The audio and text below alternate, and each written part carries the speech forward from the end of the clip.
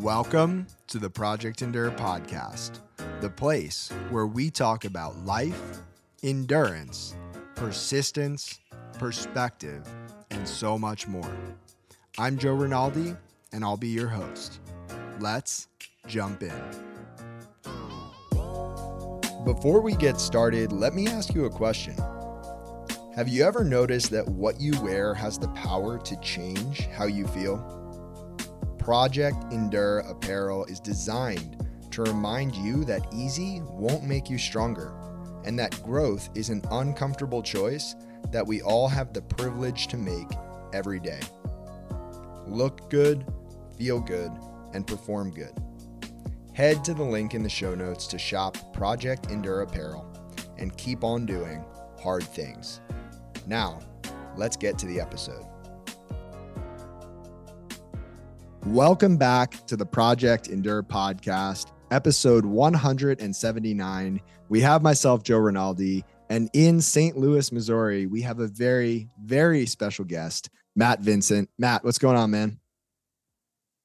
Yeah, it's good to have you. I was just saying before we hit record, the last time we spoke was on actually a different podcast, the Pursuit podcast, which no longer exists, still floats out there on the internet, but no new episodes. And that was a few years back. And so I'm excited to catch up and hear all about life. But before we get to that, why don't you introduce yourself to the audience who might not know who you are? Sure. I'm Matt Vincent. I'm 41 years old. I've done a lot of things prior to this. I'm currently focused on personal development coaching, helping high performers kind of unlock their best.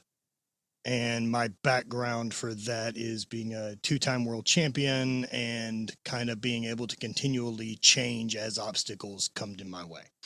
From knee replacement to losing a parent to changing careers to entrepreneurship, constantly moving toward whatever the resistance is that gives me the reward I want. And doing it all out of this sense of curiosity and love for how fucking incredible the life that's left in front of me still is. And okay, we're going to have a good conversation. But Cool. Before I dive into any of that, I have a question that I don't ask people on the podcast. I don't know if I've ever asked it before in general, now that I'm saying this, but so people listening on audio, they might not know what you look like. And if you had to describe the thought process that someone might have if they see you for the first time, let's say you just got done with a workout, shirt's off, you're just roaming around and someone sees you, what do they think about you potentially based on how you look? And then tell us more about why that might not be true. Why it may not be true. Okay. I would think you would look at me and think, guy's in good shape. I bet he trains a lot. And then also you would probably notice it looks like I've lost a considerable amount of weight at some point. I walk with a limp, so I would probably look at that and be like, banged up former athlete of some point.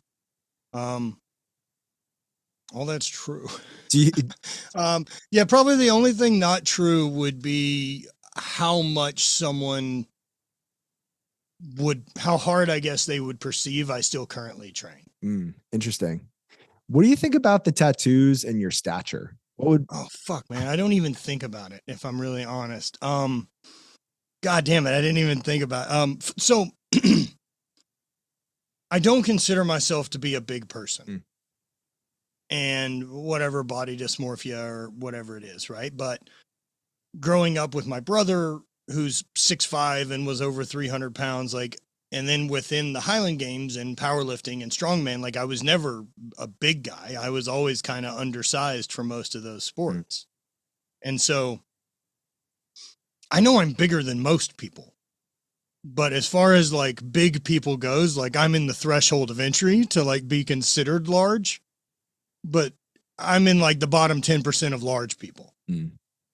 I guess so. I don't think much of it, but yeah, I'm glad that I have that. Yeah. And so I'm super stoked on the skeleton I got. Yeah. You've competed in a number of different athletic endeavors, and you said 2 times world champion. So let's start there. Tell people 2 times world champion of what, and I'd love to hear a brief overview of the career. Sure. Scottish Highland Games. So old sport out of Scotland. They do them at Renaissance fairs, tons of other things. And it's a fun competitive sport, and especially if you were a mediocre thrower at the Division I level in college, like it's an excellent avenue to continue throwing and having a reason to train. So I did that for about 10 years, found some success, won 2 world championships, finished second at another 5. All in all, pretty fucking great career with it. It went pretty quick from deciding to get in as an amateur in 2008, really, to I won amateur world championship in 2010. And then 2011 took my first second at a professional worlds. And then went pretty hard until I couldn't, until the knee gave up. And then I tried to, and look, it didn't even give up, right? Like that's always the thing that's the real kicker about it. Like it had just worn out to where I knew as an athlete, I wasn't going to ever get better. Like, I think I could have held the line and like slowly stopped the boat leaking, but the boat was going to keep leaking. So I wasn't ever going to be able to improve as an athlete with the way my knee was, because I couldn't extend my hip. And if I can't extend my hip, I can't finish throws. So I decided elective surgery. I'm doing vlogging and all types of content by this point anyway. And went in for ACL, planned to take the year off, rehab, and come back swinging. And it didn't work out that way. I ended up having 8 additional knee surgeries and spending a lot of time in really bad chronic pain and having to come to terms with the loss of that career, that hobby, that thing I had spent a long time being in love with and mastering, and moving on to whatever's next. But here we are. So the reason I asked the question about your physical appearance, the reason I wanted to hear a bit more about the Highland Games is because you are so much more than just the physical, right? We all are so much more than just the physical. And this podcast is about that. Well, I think we have the opportunity to be. I don't know everyone chooses it.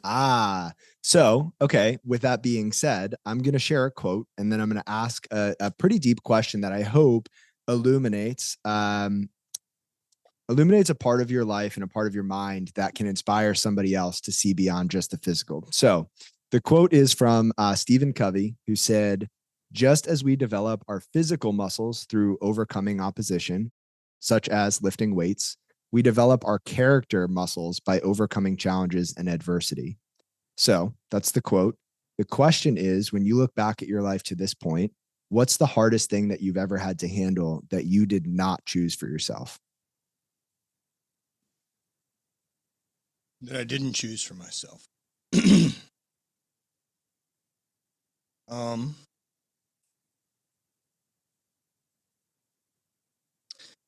So that's really tough. That's a really tough question, right? Because one of the kind of things I practice and really hold close to is this radical accountability idea. And so I don't know that I really believe I didn't choose it, right? Because like I could say knee surgery not going well. Like that one kind of came out of the blue, right? I chose to become best in the world at a thing. There's a cost. Like it's the way it works, man.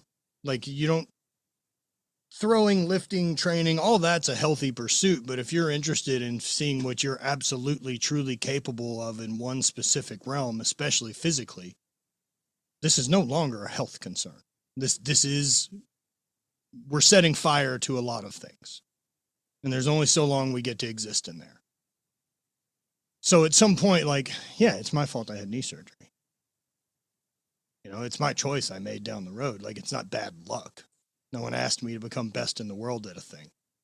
So outside of that would be my dad dying.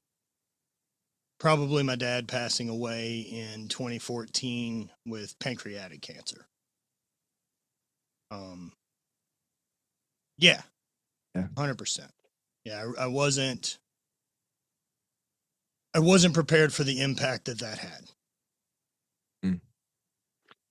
So before we hear more about that, I would like to ask about the idea of radical accountability. I Sure. think that is, would it be akin to extreme ownership? Would you say? I'm sure that falls into the same category, just, different branding or whatever you would want to call it. Mm-hmm. But I don't think everything's your fault, but I do think it's your responsibility to sort out. And I do think that at some point I can trace some decision I made back that got me here. Mm. And so I can either take these challenges that come across as personal in a way the universe is trying to block me from reaching my thing that ultimately will make me happy, which it won't. And instead being able to alter my perspective around those challenges as this offers me an opportunity to find a better version of myself. And back to what you said around the original quote, like I fully buy into, if that's how my muscles grow, right? Like I can't macro dose muscle growth. I can't go in one day a month and train for 10 hours and get anything done. Like I have to chip away at it. And so it has to be done, this long-term grinding approach. And so why would dealing with anything in our subconscious, our character, our self-talk, our confidence grow in any other way? Like we have to give it a stress to adapt to let it see that it wasn't dangerous. I think that that's a big one, right? Is understanding the difference between danger and discomfort. And discomfort is really, really valuable for adaptation, but I don't know that danger is. So you're gonna cause my mind to go down so many different paths here, because I can already tell that everything that you're talking about are things that I am so interested in, things that I've read about, things that I've thought about, things that I am working on. And so the reason why I ask this first question to every guest, what's the hardest thing that you did not choose for yourself, is because I think it's very easy to understand the concept of you choose something, you go into the gym, you go on a run, you choose a pursuit, and that thing can be hard, it can be uncomfortable, and it can make you better. But when we don't have the immediate control over the thing, we lose someone, we lose something, something happens to us seemingly, it can be harder for people to wrap their heads around, this is still an incredible opportunity for growth, even though I'm not the one who chose it. Well, it's happening either way. Do you know what I mean? Like putting your head in the sand about it doesn't fix anything. Eventually you got to come out and deal with it anyway. So you may as well just deal with it head on. Like the way to deal with any of it is to move toward it. Same thing with, at this point in my life, anxiety or any of these things that pop up, imposter syndrome. Like I'm aware now that when that pops up, that's the direction. Like that's what offers the most room for growth, is the thing that scares me. And especially if it's not dangerous. Speaking on stage is not dangerous. It's uncomfortable. But it forces you to be your best. It forces you to perform when it counts. And that's that thing that I learned from the 10 years of competing. That's so valuable. Is that I've got a real inherent trust in myself to show up when it counts. Because I've been there. There are a lot of people who would nod their head in agreement and then still not take the associated actions in their own life because of the fear of failure, the fear of what other people think, so on and so forth. How would you encourage someone to get over those things, or through those things, I should say? So people I work with, there's always that. And so one, I think kind of recognizing why it gets tricky that we run into it, right? And so like this first half of our life, this becoming an adult, pursuing things, the education system, all those things, we are really operating with the base motivator being scarcity of, I'm trying to get comfortable. Like I'm trying to get financially comfortable. I'm trying to get physically comfortable to where I don't have to labor for a living. I'm trying to get out of school. Like I'm moving toward bad to try to get to good. But once we hit good, using scarcity as the driving force towards stuff is really tricky, because it plays into that whole idea that once I get X, I'll feel Y. And a lot of that operates based on what I think other people think. You know, that's why we got to the safety place, right? Is because everyone says, once I have all these things are sweet. And it's not true for everyone. Especially once you sit there long enough and get comfortable and you start to go, this is it? Fuck, so it's just this forever? To leave that, you now have to leave comfort and go toward discomfort. Whereas the first chapter of your life is all built around leaving discomfort for comfort. Trying to get more comfortable. So it's a much different skill to go from one to the next. And so trying to get clients to take action is one, getting them to realize that your fear of failure just gets you back to comfortable again. Like what's the fucking risk? Like this is, you're telling me right now, which you're unhappy, that staying here is the worst thing you can think of, but we're not willing to do anything to change it because the fear of losing what we currently have, the thing you just said you don't like. And it's not all of it that's bad, but there needs to be pursuit. Like, I think that's really key for us as a species, that there's a pursuit, a curiosity, something to get better at.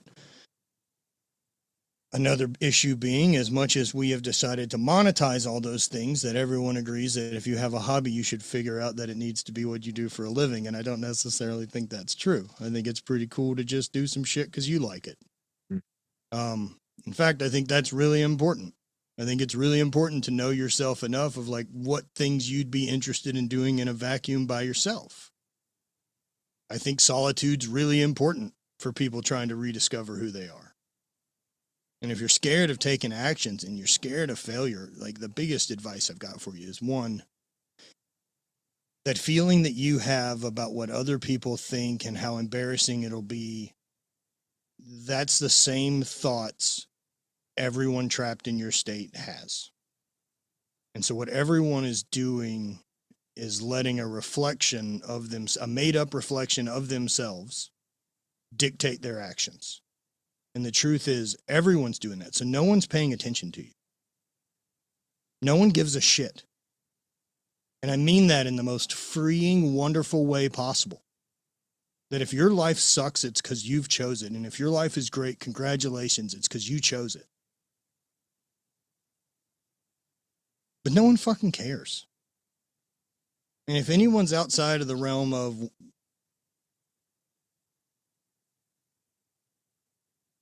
not happy for me doing things that make me happy, fuck them. I don't need those friends. So what inevitably happens in conversations is my mind pings back and forth between other podcast episodes and guests. Sure. And so one that's coming to mind is episode 107 of this podcast. Cam Rosen said, we think you got like some autistic Rain Man catalog in your head of your podcast. It's incredible, man. Yeah, well Google helps. I've got the computer screen up here, but Cam said, we think we're looking through windows, but we're actually looking at mirrors, right? Yeah. And I believe it was David Foster Wallace who said, it's his quote, that we're all building tiny skull-sized kingdoms alone at the center of the universe. And in other words, we're all just, right? It's good. We're all in our own heads, right? Building this little kingdom alone at the center of our own universe. And we walk around thinking that other people are thinking about us while we just think about ourselves. And no, you're a non-playable character in everyone else's world. Something I'd like to extrapolate on that like idea of that we're all building these tiny kingdoms in our own head in the middle of the universe. So with that said, I also really like I don't know who the quote's from, right? But it's, the gates of hell are locked from the inside. That's everyone's choice. The great reward is not at the end of the ride, man. The great reward is being present and how observant and honor what a fucking cool ride this is. That's good.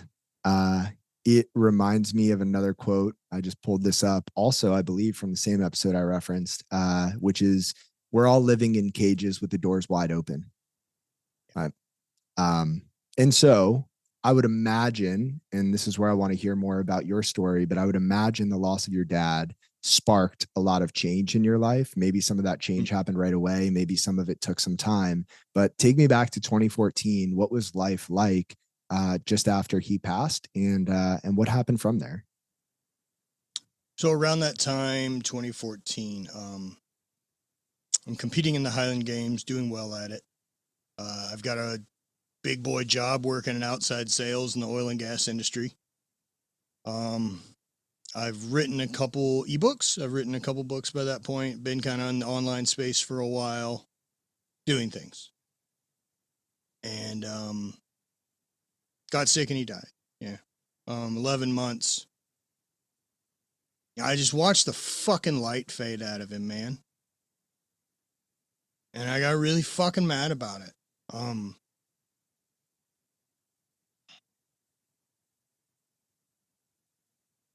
We wouldn't let one of our fucking dogs live like that. Because we love them too much. Like, that's part of the fucking deal. But instead, I got to watch somebody, like, fucking lose them. And I didn't get a full picture of it until I got hurt. And, like, what a, small percentage of that different, it's pancreatic cancer versus what I've got a knee issue. But, like, my fucking machine didn't do any of the things that it had told me it does for the last 35 years. Like, I can't go up and down stairs. I have to look at the world completely different. And so, thinking about my dad getting sick, and however many of the last months were, where he would fall and can't get himself up off the ground or really get much out of bed. His brain's not sick, man. You're trapped in there.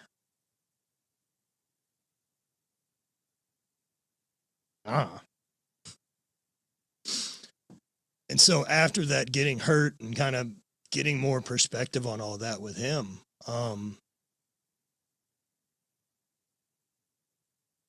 I don't know how long I have until my machine doesn't work again. But it's coming. It's coming. Happens to every single one of us. I don't know how long again until I have less choices I can make. But I'm going to do everything I can to stack the cards in my favor to give that as much fucking time as possible. It's not out of fear. It's out of honor of how fucking cool it is to have a machine that works. I won't be the guy who fucking regrets it at the end and didn't take it didn't know. I recognize it now. I know how fucking cool it is to have this machine that works, man. What an honor. What an honor to be at a time in the universe that I get to choose what stress I want to adapt to. How fucking cool it is to be here. It won't be lost on me. And so that really is what set all of the not dead yet energy into pursuit. Was being as present as I can with my time. Making the most of every day, being around people I love, not operating out of obligation, being radically accountable to what I say is important to me. And the only way that I speak that language that the universe does is through my actions. Doesn't hear talk.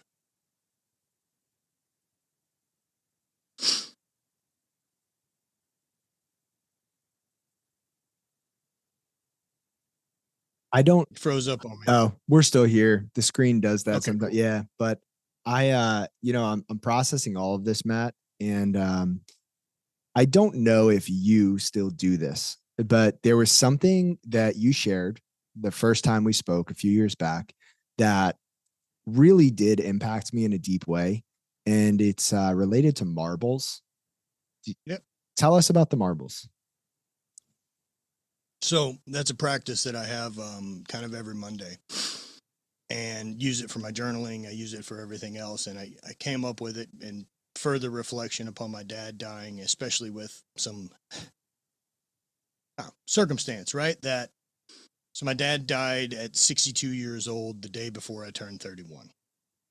And so I set that as the clock of like 31 more years to go.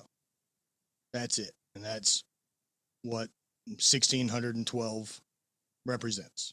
That's 1612 weeks left to live. I don't know that I have more than that. I don't know that I have less than that. I don't fucking know, but I do know that every day it's X minus 1. And every week it's X minus 1. And so I'll set the clock and I'll pay attention. And that keeps me accountable. And so when I pluck a marble out every week, Monday morning for my journal, like the reflection on it is really, how did I spend it? And was it in pursuit of things that I'm curious about and in love with and doing high frequency shit that I love and makes me feel like my best and pursuing that version of me and not listening to my bullshit? Or was I in routine on autopilot, doing things out of obligation, waiting for permission with some unspoken desperation in my voice begging for change? Either way, I put the marble in the trash can. It's gone. How did I spend it? So like the result's the same, right? Like in the exact same way that I know how this story ends, man. My brain or my body goes first or at the same time, and then I don't exist anymore. Till then, that's all I get. This is the only time possibly that I'm certain of that my soul or whatever it is has a physical form to get to explore the universe. I'm in. Who do you think Matt would be if your dad hadn't passed? Whew. Yeah, I thought about that recently. I did a trip this summer, and it's been interesting whenever he pops into my head. Oddly enough, I've been on boats a lot this year doing shit, and he pops up around stuff with the water, and I imagine that's due to beach vacations and then growing up in Louisiana, and we spent a lot of time in the marsh and in boats and fucking around. So, well, not ocean shit, but boats, I guess, is where the connection is. He would have loved it. I know that. And I did this event where we rode these water bikes from the Bahamas to the U.S., to Florida. Wow. And I was on the boat and I was thinking about him. And I went down this thought pattern about like him getting sick. And what if we fixed it? And then the truth that came through me was he wouldn't have changed. It wouldn't have been enough for him to get healthy. It wouldn't have been enough for him to take control and like do the things. And then I decided, fuck that. I get to write the narrative. So I decided the other. That he did get healthy. That he did get it together. That we got to have more adventures. So I don't know how things go if he stays alive, right? That's what I hope. That's a narrative I'd like to create, is that I still would have got the wake-up call that I did, because I'm not really interested in giving that away. And anything that changes in the past changes where you currently are. That's the deal. And so, yeah, that's kind of what I hope. I hope I'm where I'm at, because I really like my life. And, you don't get to pick and choose the past that gets you there. You're an accumulation of all of the things and choices you've made up to this point, mixed with the circumstances and how you dealt with them. That's it. And so, with that being said, one of the things that you care about, it's very clear through your words and also actions, is just adventure. Use the word curiosity earlier in describing yourself. I'm going to ask you a spin on a question I ask everybody. So I ask everybody, what's the hardest thing that you've ever done on purpose, and why did you do that thing? But I'm going to ask you, what's the hardest adventure you've ever chosen to go on, and what did you learn from it?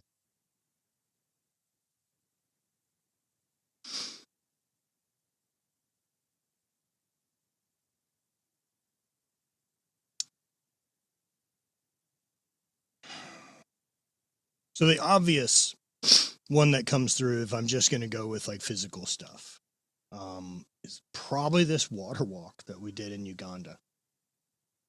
So we had last year, I've been working with Fight for the Forgotten, and we'd gone over to capture some content and film some stuff. And one of the things we wanted to tell was what the reality is of living there. And so myself and Justin did a water walk. And so what that was is we had just built a new borehole and well for this community that we're working with. So now they've got water within their community. So about 3,000 people now have water at some distance from their house that's consistent and safe and always there. So what we did was whatever they were doing before this existed. And it ended up being like 6.5 miles and like 2,000 feet of elevation gain while carrying a 40-pound jerry can back. And like, I was fucked up. And like, yo, you're talking about every day at 3 a.m. to 7 a.m. That's what everyone does to survive that day. Like, yo, how many people do I lose in my country if that's what has to happen starting next week? A lot. We're talking about walk. The kids do. And do it every day. Like thinking about brushing their teeth, like it's not an option. Like, I got to get up and go get that. So that being one of the more physically challenging things I did to simply get resources that someone would survive with for a day was pretty tough. Yeah, what did I learn from that? Just perspective of how fucking great my life's been, man. I don't have any problems. I have stress, but I don't have problems. Like everything I'm trying to solve makes my life more rad. It's not get me to par. Like, I don't have to worry about where clean water comes from today. I have so much clean water, I shit in it. That ain't reality for everyone. You know, a lot of what I believe about being radically accountable and changing your life and using these habits, it doesn't apply over there the same way it does here. And that was tough to see too. One thing I would be curious to hear your thoughts on is it's like the idea of happiness, and I'll preface this with a story. So in 2018, my then girlfriend, now wife, and I went with our graduate program to Guatemala to provide, healthcare to some of the local, villages and people. And it was one very eye-opening just to see the conditions, to see people who lived again without clean water, in their home, which consisted of 4 posts and a tin roof, no electricity, dirt roads, all those things. But there was this one little boy we went to visit in a remote village, and he had muscular dystrophy. So he was, I want to say he was 9 or 10. Muscular dystrophy is pretty gnarly, and he was stuck in a wheelchair, no muscle mass. He must have weighed 40 pounds, emaciated, burns all over his body because he was caught in a fire a few years back, and just had every reason to not be happy, to not have a smile on his face. And we went and visited him, and we brought him a little NASCAR, like a little toy car that was used. It wasn't even new. Sure. And we handed it to him, and he was the happiest little kid, the happiest person I had seen in probably years in that moment. And he had nothing. And I saw that throughout my time there in Guatemala. The people were so happy and they had so little. And I'm curious if you've seen the same. So I've gotten to be around long enough that, so I always wonder, right? Like, cause I've gotten to do a lot of things, and sometimes I can tell people are happy because, well, we're showing up with shit. But like, I don't know what it's like as a fly on the wall, in the rainy season. And now that I've spent more time and been long enough that like, the Botswana ain't putting on a show for me. They don't give a fuck that I'm there. I mean, they're happy I'm there, right? Like there's no weirdness, but like they're doing their thing. I'm doing mine. And, man, I don't consider them unhappy. I don't. And I've thought about that a lot. That was really, really eye-opening to me to see. That like I watched them party and celebrate because of that well we put in for 12 straight hours. It was 7 p.m. and they're like dancing and hanging out, and I woke up at 7:30 and shit was still going. Granted, they don't have anywhere to be the next day. So there's that. There's other problems, but they're not unhappy. And so like if we look at Maslow's hierarchy of needs, right? And so we've got food, water, and shelter. And in the West, we've kind of got that sorted, especially if you are of this audience and listening to a podcast and interested in personal development, things are going pretty good. But where they're at, right? Like as far as what their cultural needs and demands are, since food, water, and shelter is still a concern, everyone's really valuable. Like we need people for firewood. We need people to cut grass. We need people to go do this. We need humans because no one can do it on their own. And so that creates above food, water, and shelter, you end up with community, belonging, and love before you get to self-actualization. And in the West, we've gotten food, water, and shelter so sorted, but we're also convinced that the side of happiness is more food, water, and shelter. Instead of like, oh, that's covered. Time to explore other things. We just get bigger, more shinier versions of food, water, and shelter sorted out. And it's because I don't need anyone to cut fucking firewood for me. And so we don't have as much community, at least not naturally. Now, what really matters being where we're at in a culture is choosing it. One of the advantages of social media that we have now is you can have your eyes open to realize that like, holy shit, there's people that are into what I'm into. But it doesn't replace going and being around them. There needs to be in person. It has to happen.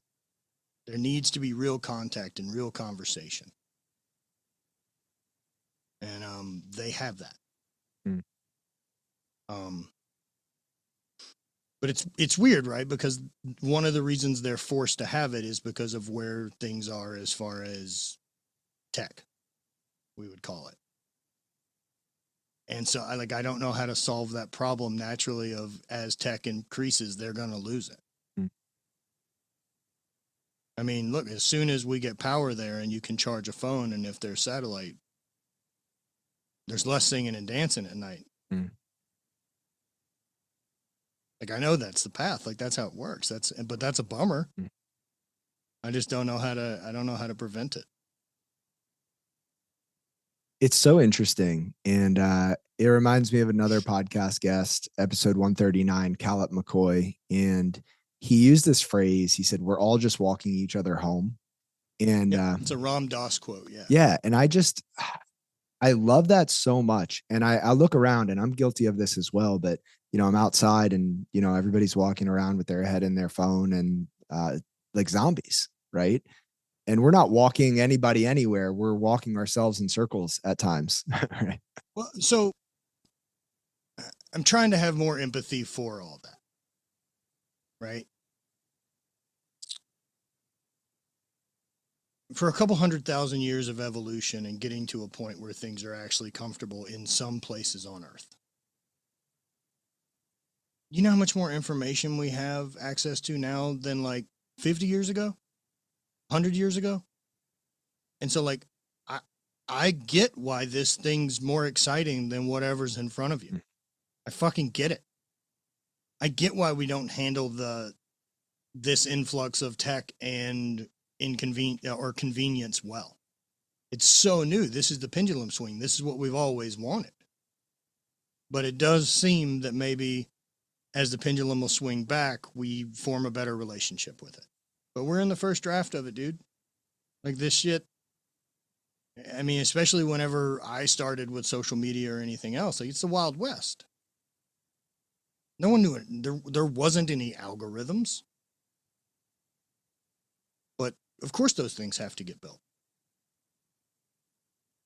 Yeah, it's fascinating where this will go. What I hope it does is help people connect more with people they want to be around in person. I think community is going to be the real big game changer. And that's one of the things that can't be replaced with AI. And so we should probably lean into the areas that it can't do things well. Yeah. So this episode will come out well before the 2025 Project Endure event. So we host an event every year. It's our annual gathering. And one of the things that's so cool to me is watching people make those connections in person and then continue to grow them through social media and vice versa, make connections online and solidify them in person. And one of the things that has always been true for me, and that I think in-person connection is so valuable for, is that you're always one person, one conversation, one connection away from a completely different life. And, Totally. right. And just to be in a space with other people who care. You stack the cards in your favor. That's all you do. Yeah. You know, that if you're going to get into a room of wizards, you have a chance of catching some magic. I like that. I like that. You know, you're not going to do it out in the field by yourself. Maybe. But you're not going to do it in a room full of fucking losers complaining. Okay. Let me ask you this. So I'm going to say, let's exclude family from this question. Okay.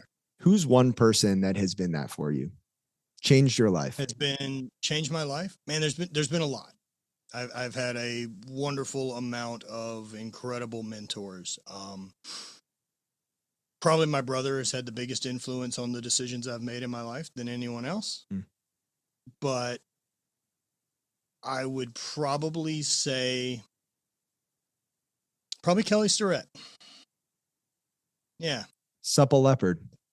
Yeah. As someone that I met in 2014 to go film a YouTube video with, and we hit it off, and we've been buddies since. We've whitewater rafted in Africa and mountain biked across Colorado and did the Grand Canyon, and I know him and his family fucking very well. And he was one of the first people that I got real exposure to, not just in like sound bites on a podcast with me, but like I got to watch him operate. Because one of the mistakes someone will do with me is like, oh, come out and visit anytime. I've come. And so like, I'm going to be on your couch for a week. Great. You're going to have to deal with me. And so I did. And so like I flew out and stayed with Kelly like probably once a quarter. And it wasn't any type of like mentorship type thing. We just vibed. And he's 10 years further down the path than me. And watching him handle the stress of business and watching him handle the stress with family and how he did stuff really opened my eyes as just a different way to operate in life. That's so cool that you brought him up, because I haven't thought of him or his name in, I want to say, close to a decade. But however, Supple Leopard was one of the books that really ignited my passion for health, wellness, fitness back when I was in undergrad and pursued the path that I did. So Kelly's an incredible human. Yeah. So with that being said, I want to go back to the idea of adventure, and I want to go back to the idea that you're not dead yet, right? Tell the audience more about what that means to you, because I think that's such a powerful phrase. So like really the only thing that we've got, like the scarcity piece, right? It's time. Like I know the story ends. I know how the story ends. I even know what happens after the story. I don't fucking exist forever. That's what happens after it's over. So it's today until I'm dead is the only thing that I can actually do anything about and make an impact on. So that's where all my focus is those days. The past does not make decisions for me. I've survived everything that we've come through to get here. I'm not dead yet. We still can go for it. We can still make moves. We can still change. It takes so much less time than people think. And you can make real moves if you're willing to just show up and do it all the time. And so, yeah, just honoring how fucking cool it is to be alive. I'm not waiting till the end. Like, there's no big reward that's coming down the road of martyrdom for a life I didn't love. Like, this is it. Like, this is the opportunity. This is the being alive. This is the time to take action and be conscious and make the most of it and create an impact and be the exact version of you that you fucking dream of, or at least see what you're capable of. If you get out of your way, you're not fucking dead yet. Like, your heart still works, man. You don't have to tell it to do shit. It's happy to just keep going. Let's do something with it. And for me, you know, the older I get, and I guess the more I try to define success, it's I want to spend as many days of the rest of my life doing things I care about.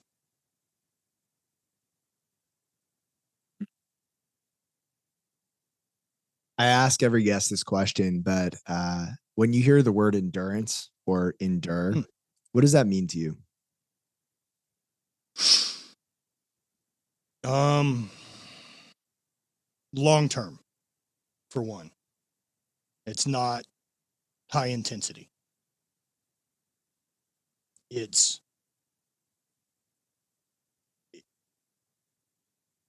persistent resistance.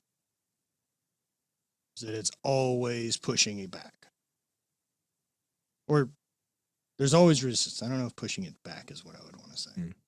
But there's always resistance. Like, you always have to consciously make a decision to keep taking the next step. It won't accidentally happen.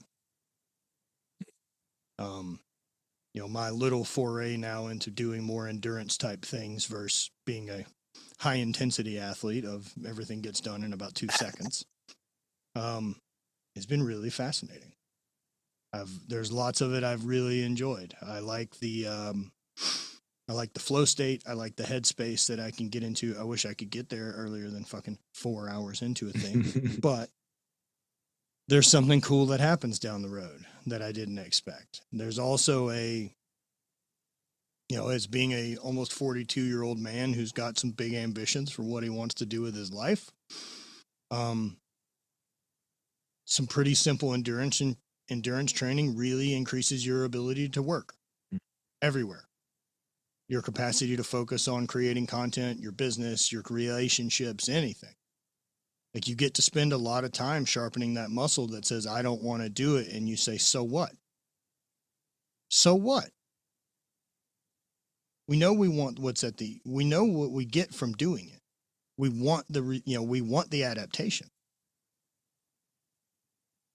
So, yeah, man, endurance I don't think it has to be a negative. Like, I think enduring is part of it. Like, I think that tempers us. It makes us stronger. It does all those things. And now it can chip away at you too. But so as an athlete, right? Like, there's this point where if you want to make more progress, you can't train anymore. So you have to focus on sleep and nutrition and water to actually get anything done. And so whenever I'm in the work, and like if I'm in the resistant, this long-term grind that I'm working on for a couple months and putting some time in 3 months or whatever it is, it's really making sure that I also up the game on those things. So like if I know that I'm going to be in this chapter where I'm going to be at my desk for 6 hours a day doing work and Zoom calls and working with clients, then I need to double down on making sure I'm training and making sure I'm using the sauna, making sure I hit the cold plunge so that I can endure this grind longer before burnout shows up. Yeah. That's the self-care part that allows me to become me better. It allows me to endure it all. It allows me to find a perspective of when it sucks to be able to say like, yeah, it's supposed to. That was the point. That's why we did this, right? Like we wanted to find an edge. And I think endurance training is a really safe way to find some edges. But I think it's important to find some edges. Yeah. You know, I had a buddy of mine went and did 100-mile race. Dan Hogan. Went out to Arizona and I crewed for him on it, and he ended up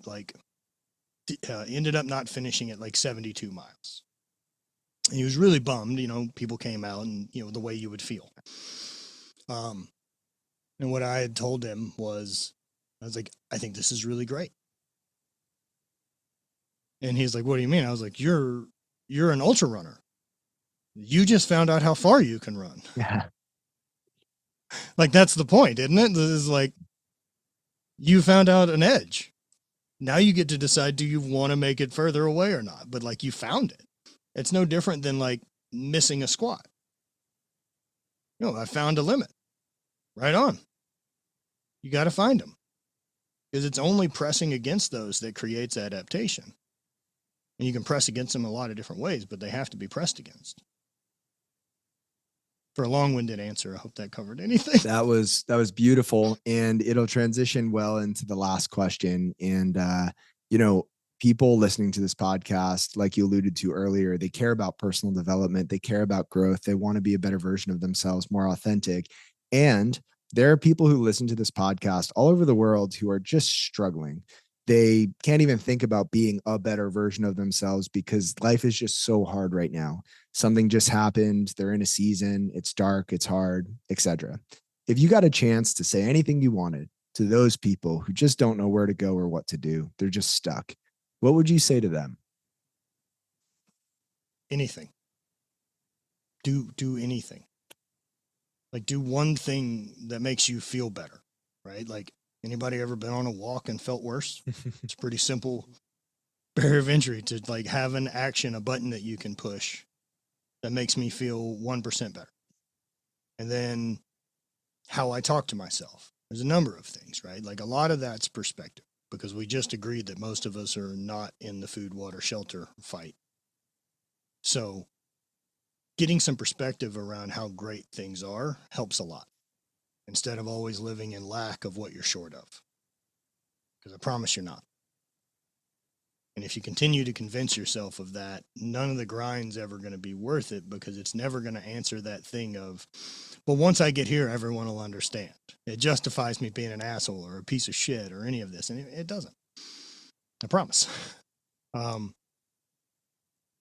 So it's making most of the ride, right? Like, if you're stuck, if you're stagnant or anything, like, you're stuck and stagnant as a result of the habits that you've been doing and how you have been, and whatever your reactions to circumstance have become. And so over time, like, my goal working with people is to get them less reactionary so that we can still feel everything, but I don't need it taking the wheel of the car. And I damn sure can't give it to it any longer than necessary. It's understanding that we're going to have slip-ups on this process of changing. Getting good at anything works that way. Not only does getting good at anything work that way, your majority of fuck-ups are front-loaded. You get better at things. So, like, accept this idea that, like, I'm 400 fuck-ups away from being better, and just start fucking some stuff up. Don't fear the failure, fear stagnation, like, fear the stagnation. Like, that's what that anxiety is about. It's begging you to do something else instead of distracting yourself and medicating or doing whatever it is that you choose to do instead of that. It's just going to have to keep getting louder. Is that going to get louder until you get divorced? Is it going to be louder until you have a heart attack? Is it going to be louder until any of those things? But I promise there's some easier flags to listen to on the way to that, to make some changes. And when you realize that how great everything is, and you can practice some gratitude and see the abundance in the world instead of just operating out of scarcity, you're already in the black. We're not risking anything. We're going from good to great. Good to great doesn't happen on accident. You can accidentally get to good, man, but not to great. Wow. I love all of that. And I think that's something I'm going to go back and listen to, on a personal level, just because of the passion and conviction that you speak with. It's really special, Matt. And I appreciate you sharing that with us. And I appreciate all of this conversation and more. And I know for all the people listening who are curious about what it is that you do, what it is that you look like, right? How we Sure. started this podcast. Where could people find you, connect with you, learn more about the book, things like that? Yeah. MattVincent.net. So being a little different, I wanted to do something more driven for personal development, reflection, and things like that. But a lot of those books look the same. And as a visual learner, I decided I wanted to do photos. So we made a coffee table book. And each one has a chapter and an essay. So it's super digestible, a couple journal prompts, and then it's photos from all of our travels with our community and with our friends around the world to different places. And what I really hope is it inspires people to switch on and decide to make the most of their time. And so, yeah, all that's there. You can pick that up at indylife.com. And if you want, I'll send you a link to it so you can just drop it below. That would probably be smarter. Yeah, that's perfect. And you're on Instagram, right, Matt? What's your handle? Yep. I have two. So there's Matthew P. Vincent, a bit more of my training, things like that. And then there's Matt Vincent, which is a bit more personal development. And then Not Dead Yet Life is the main focus of kind of what we're doing. Awesome. Well, I'll link things below. And Matt, I can't tell you how much I appreciate this. So thank you again for this and all that you do. Of course, man. Of course. Thank you, brother. If you enjoyed this episode of the Project Indoor podcast, go ahead and subscribe, leave a review on your platform of choice, and share this episode with a friend. It helps us get more conversations like this out to more people like you. We appreciate you, and we'll talk to you next time. And one more thing. If you're looking for a community of people all striving to be better together, check out the Project Indoor Hard Things Club. The link is in the description below. We'd love to have you.